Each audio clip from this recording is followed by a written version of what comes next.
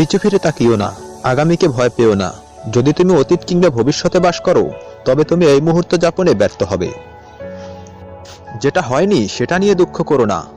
কিছু ঘটনা ঘটে অনাগত দুর্যোগকে থামিয়ে দেবার জন্য।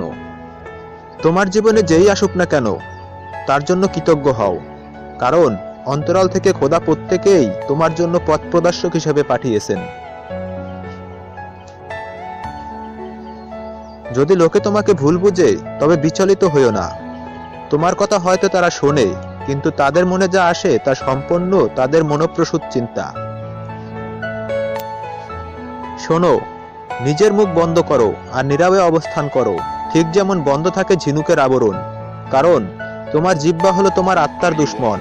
হে বন্ধু, যখন তোমার ওষ্ঠ থাকে নিশ্চুপ, তখন হৃদয় সহস্র জিহ্বায় সবর হয়। যতক্ষণ পর্যন্ত তুমি নিজের ভিতরের আগুনকে খুঁজে না পাবে, ততক্ষণ পর্যন্ত জীবনের বসন্তে পৌঁছতে পারবে না।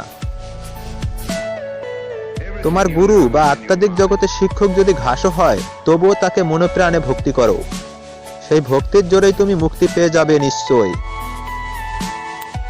হতাশার পিছনেই আশা আছে, এবং অন্ধকারের পিছনেই সূর্য লুকিয়ে থাকে।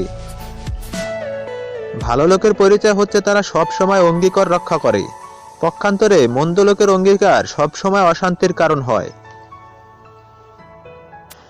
সবসময় সতর্ক থাকো, কারণ প্রভুর লীলা খেলার সৌন্দর্য মাঝে মাঝে হঠাৎ করে দেখা যায়।